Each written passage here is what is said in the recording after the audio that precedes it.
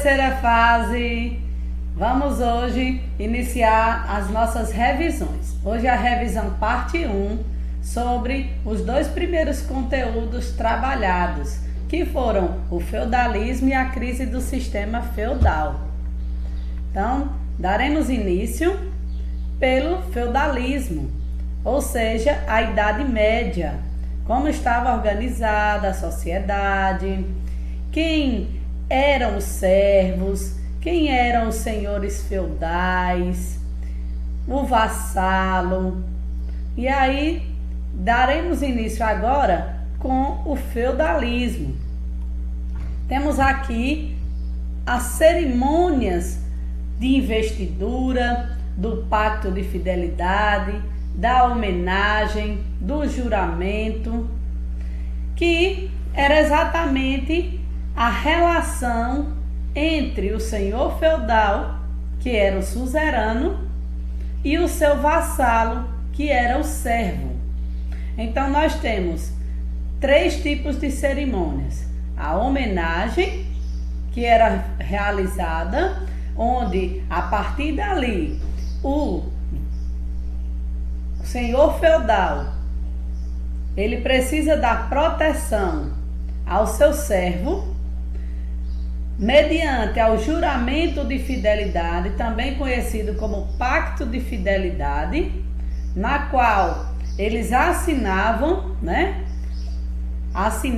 esse acordo, no qual o servo estava preso à terra e tinha obrigações servis a cumprir com o seu senhor feudal, e a investidura, que selava esse pacto entre o suzerano e o vassalo. Ou seja, era o momento que o servo, o vassalo, que era o servo, recebia do seu suzerano, que era o senhor feudal, a posse do feudo, da terra. O feudo é a terra.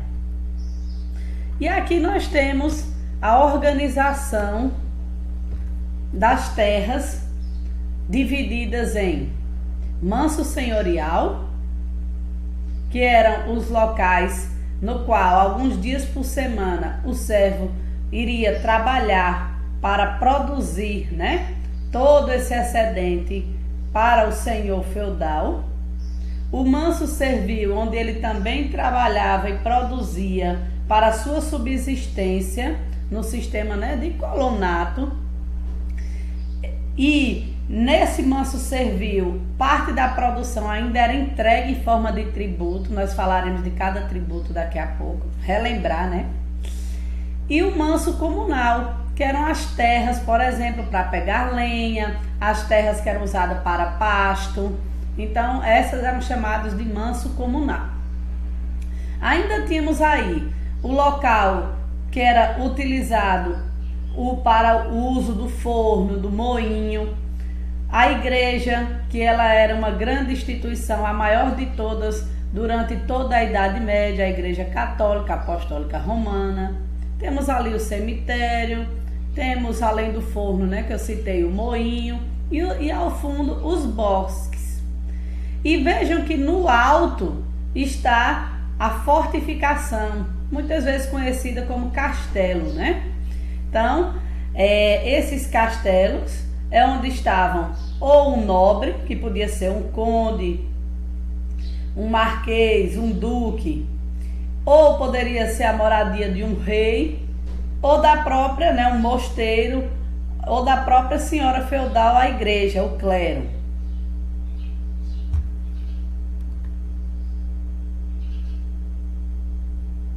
Então aqui vocês viram o feudo. Vamos falar, relembrar os deveres dos servos. Tínhamos a corveia, que era o trabalho gratuito de 3 a 5 dias por semana no manso senhorial. Esse trabalho de 3 a 5 dias no manso senhorial chama-se corveia. Outro tributo, outro imposto pago pelo servo. Só o servo é que paga imposto. Ou seja, o vassalo. É a talha. Talha é parte de algo, um pedaço. Então, dá parte da produção ao suzerano. parte do que foi colhido, produzido, é dado ao suzerano. Geralmente era 3/4 da produção. Outro imposto eram as banalidades, ou seja, para usar aquele moinho, aquele forno, eles tinham que pagar pelo uso daqueles instrumentos do feudo. Ainda existia o tostão de São Pedro, que é o tostão de Pedro aí, o tostão de São Pedro, que nada mais é do que o dízimo, 10ª parte de tudo que era produzido era dado à igreja, ou seja, o que sobrava para o servo era só para a sua subsistência, para a sua sobrevivência. E aí nós temos também a captação, o imposto anual pago pelo simples fato de estar vivo, chamado captação, ou seja, todo ano você tinha que pagar essa captação só por estar vivo ao seu suzerano. Ainda tinha a mão morta, que também era outro imposto, que quando o servo que tinha a posse do feudo, né, ele falecia, o seu herdeiro tinha que pagar a mão morta para continuar no feudo com a família.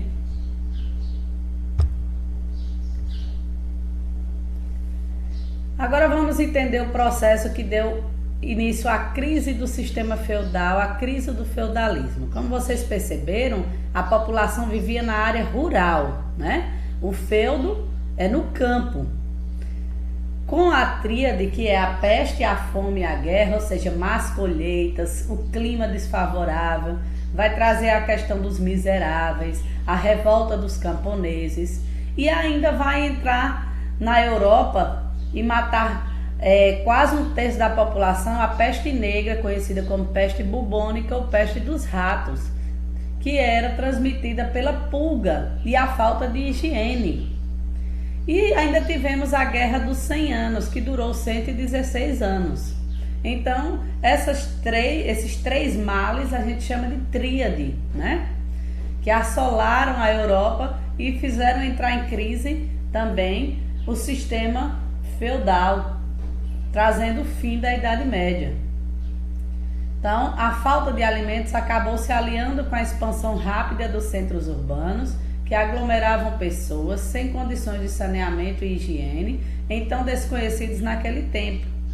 Na metade do século XIV, entre 1340 e 1350, essa situação desfavorável acabou se agravando no momento em que a peste negra se consolidou como uma das mais graves epidemias a atingir a população da Europa. Em pouco tempo, aproximadamente 1/3 dos europeus foram dizimados com os terríveis sintomas da doença. Vamos ver uma imagem aqui. Aqui é a revolta dos camponeses. E aqui nós temos como ficava o corpo das pessoas com a peste negra. E essa peste negra, ela vai se estendendo até entender o motivo, a causa, que era exatamente o que? A pulga dos ratos e a falta de higiene para controlar a epidemia. Tinha que ser controlado também, né? A limpeza, tinha que ter algo que não existia na Idade Média, que era saneamento básico. Então essa situação foi agravada por uma série de conflitos envolvendo a França e a Inglaterra, que foi a Guerra dos 100 Anos, que durou 116 anos. Ou seja, ela tem momentos de cessar fogo, ou seja, que a guerra para, tem momentos que começam novamente, retoma o conflito entre a França e a Inglaterra, chamada de Guerra dos 100 Anos. Esses conflitos causaram grande destruição dos campos cultáveis, levando as populações inteiras à fome, além de contribuir para a disseminação da peste nas aldeias.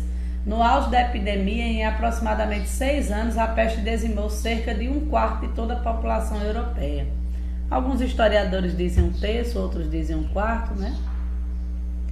E aí leva a população a ressurgir as cidades chamadas de burgos. Então, por quê? Porque nas cidades o que predomina é o comércio. E o comércio era desenvolvido por uma nova classe social em ascendência, que era a burguesia. Burguesia porque eles viviam o quê? Os comerciantes viviam nos burgos. Eram as feiras as feiras que movimentavam o comércio. Então, existia também, com o crescimento do comércio, a vinda e a fome nos campos, a vinda das pessoas migrando para as cidades, para os burgos. Então, com o crescimento do comércio e das cidades, os comerciantes foram se tornando muito numerosos. Eles já habitavam e exerciam suas atividades dentro dos burgos. E para também comercializar não apenas alimentos, mas utensílios, existia a figura do artesão, e daí surgiram também as corporações de ofício. Vamos entender o que foi a Carta de Franquia. A Carta de Franquia era um documento que garantia a autonomia das cidades em relação aos senhores feudais. Esse documento podia ser adquirido por meio da compra, mas em muitos casos era conquistado por meio de lutas armadas, nas chamadas cruzadas. É só vocês retornarem para ver os detalhes nos vídeos completos de cada conteúdo que foram trabalhados nessa unidade. Inicialmente, os burgueses ocupavam uma posição social intermediária, porém, em razão do grande desenvolvimento das atividades urbanas, na chamada Baixa Idade Média, muitos deles tiveram condições de prosperar e enriquecer. Lembrando que os burgueses, os artesãos, os camponeses é quem sustentavam, que pagavam os impostos e sustentavam o clero e a nobreza e os reis. O clero é a igreja, lembrem disso. Então, com as cidades crescendo, também crescem as corporações de ofício. Nas corporações de ofício eram oficinas de artesãos, onde existia o mestre, o oficial e o aprendiz. Então, essa foi a nossa revisão, primeira parte, tratando o feudalismo e a crise do sistema feudal. Bons estudos e até a próxima.